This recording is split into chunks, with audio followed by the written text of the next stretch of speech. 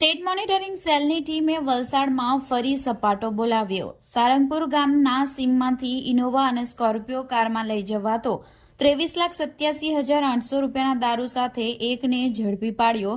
કેસમાં સંડોવાયેલા 10 આરોપીઓને વોન્ટેડ જાહેર કરાયા। સ્ટેટ મોનિટરિંગ સેલની ટીમે ફરી વલસાડ જિલ્લામાં સપાટો બોલાવ્યો છે। મોટા પ્રમાણમાં લઈ જવાતો પ્રોહિબિશનનો મુદ્દામાલ ઝડપી પાડવામાં સફળતા મેળવી છે।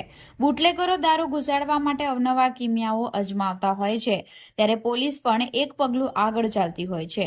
સ્ટેટ મોનિટરિંગ સેલની ટીમના એએસઆઈ સતીશભાઈ તુળજીભાઈ સહિતના પોલીસ કર્મચારીઓ જિલ્લા હદ વિસ્તારમાં પ્રોહિબિશન સહિતના ગુનાઓ માટે પેટ્રોલિંગમાં હતા।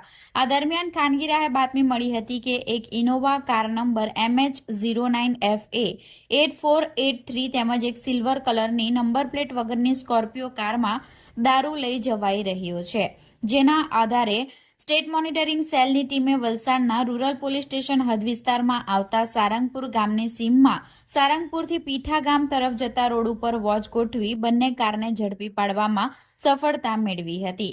સમગ્ર પ્રોહિબિશનના કેસમાં સ્કોર્પિયો કારનો ક્લીનર વિવેકકુમાર અમરનાથસિંહ ઝડપાઈ ગયો હતો।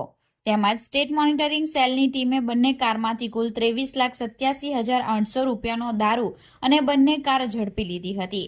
બંને કારની દારૂની કિંમત મળી કુલ 53,92,800 રૂપિયાનો મુદ્દામાલ કબજે લઈ રૂરલ પોલીસ સ્ટેશન ખાતે પ્રોહિબિશન અંગે ફરિયાદ દાખલ કરવામાં આવી હતી।